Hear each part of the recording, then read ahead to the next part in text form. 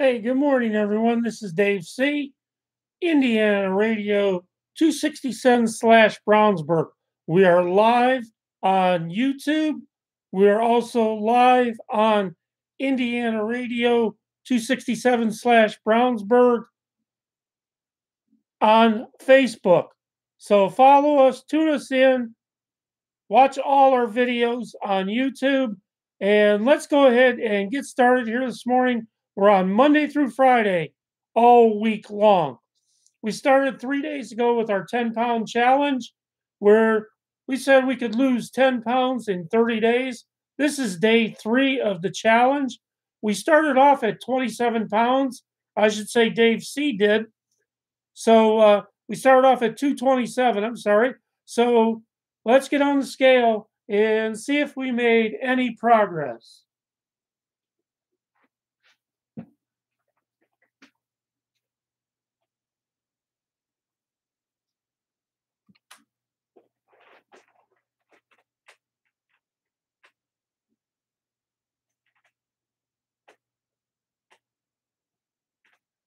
We're off to a good start this morning here.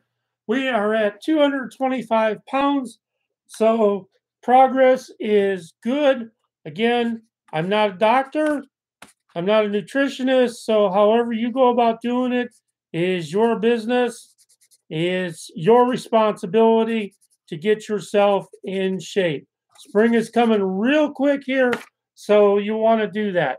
Let's get to our news this morning.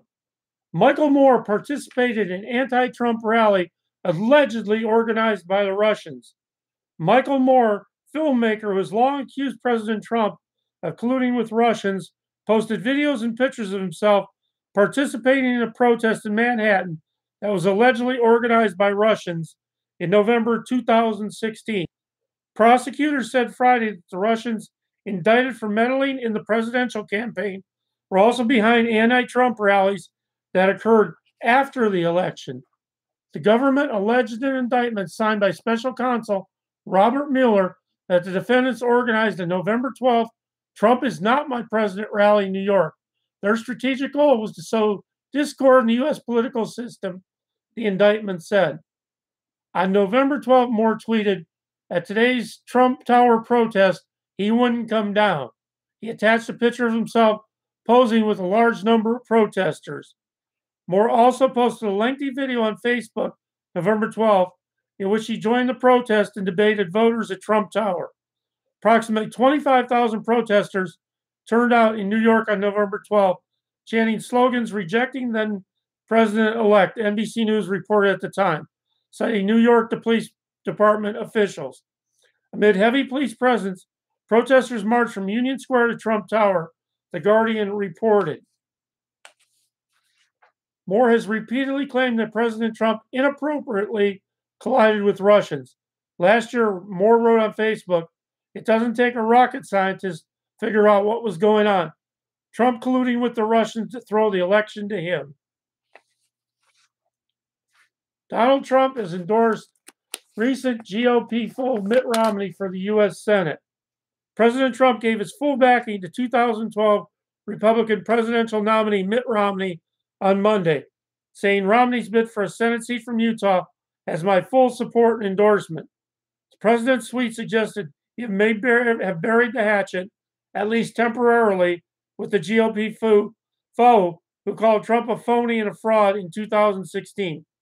Trump wrote Monday evening that Romney will make a great senator and worthy successor to the retiring Orrin Hatch. Romney, who served as Massachusetts governor from 2003 to 2007, announced his Senate seat run on Friday. 70-year-old is a heavy favorite to hold the seat for the Republicans. Trump's endorsement of Romney marked another twist in the complex relationship between the two men. Romney was a vocal critic of Trump during the 2016 presidential campaign, labeled a businessman, a phony, and a fraud. His promise are as worthless as a degree from Trump University. An NFL player who planned murder of pregnant girlfriend seeks custody of son.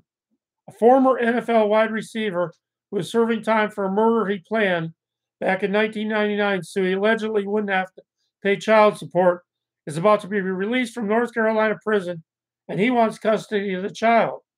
Ray Caruth, who last played for the Carolina Panthers, was sentenced to 18 to 24 years in prison after being found guilty of hiring two men to carry out the murder of Chakera Adams, according to ESPN. Adams, who was pregnant at the time with his son, was shot 4 times and died. Caruth and Adams' son, Chancellor Lee Adams, was born prematurely to the shooting, suffers from cerebral palsy due to the shooting. In apologizing for the loss of her daughter, I'm apologizing for the impairment of my son, Caruth said. I feel responsible for everything that has happened. I just want her to know that I'm truly sorry for everything. Sandra Adams, the grandmother, has raised his 18-year-old son, told the Charlotte Observer on Monday that Caruth would never have custody of his son. Chancellor will be raised either by me or, after I'm gone, by someone else who loves him and knows him. He will never be raised by a stranger, someone he doesn't know and who tried to kill him, she told the newspaper. Caruth claimed that he wants the responsibility, said he believes that he can still make a difference, and I don't think that anyone's responsibility while I'm still here. Caruth is set to be released from prison on October 22nd. And this is Dave C., Indiana Radio 267. We are coming right back, so stay with us.